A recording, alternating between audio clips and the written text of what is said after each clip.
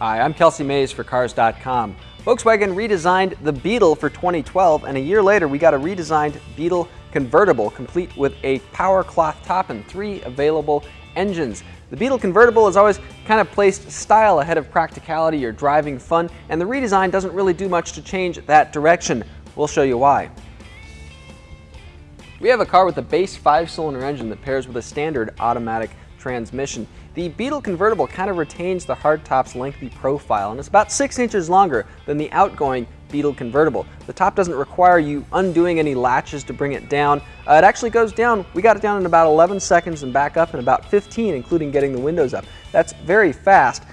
You get it down in the end, and there's a boot here that straps into place pretty easily to keep things tidy in back. Unfortunately, it does take up a lot of your view out the rear view mirror. If you put it up as well, the rear window, pretty tiny as well.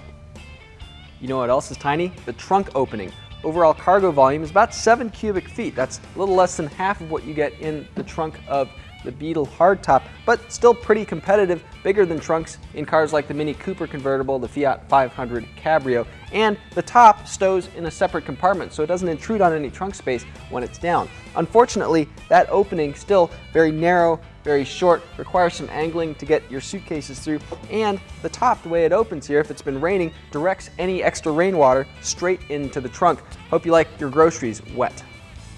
There's a lot of eye candy inside, things like painted panels along the dashboard and upper doors, real metal for the door handles, the handle for the upper glove compartment, kind of nice there, but it gives way to some lesser quality farther down. Areas that your arms and your elbows fall along, lots of hard, kind of cheap plastic there. Climate controls feel kind of flimsy, one editor noted. Not great stuff in that area.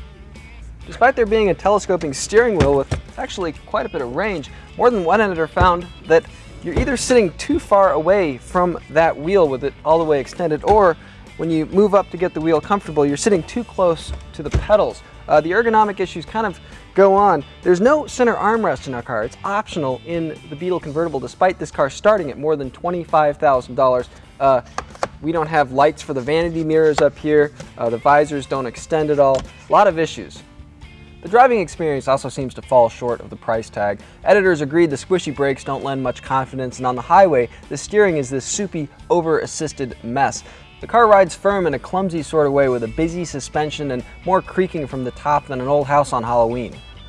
Speaking of noise, there's a lot of it, especially with traffic passing you nearby on the highway with the top up. It feels like there's a window that's been cracked open. The convertible weighs about 200 pounds more than an equivalent hardtop, and the 5-cylinder engine has a tough time keeping up with that sometimes, especially combined with a 6-speed automatic that feels like an old-school 6-speed automatic from a few years ago. Too many gears to choose from, can't make up its mind. The Beetle Turbo or Beetle TDI, the diesel version, convertibles might solve some of those issues, but we can't help but think that this car feels a little bit short on refinement, especially given its price range. Some shoppers may not care, but consider the competition, other convertibles priced in the same range as the Beetle Convertible, because cars don't need to sacrifice quality, practicality, and drivability just for the sake of attraction, and unfortunately, it seems like this Volkswagen does a lot of that.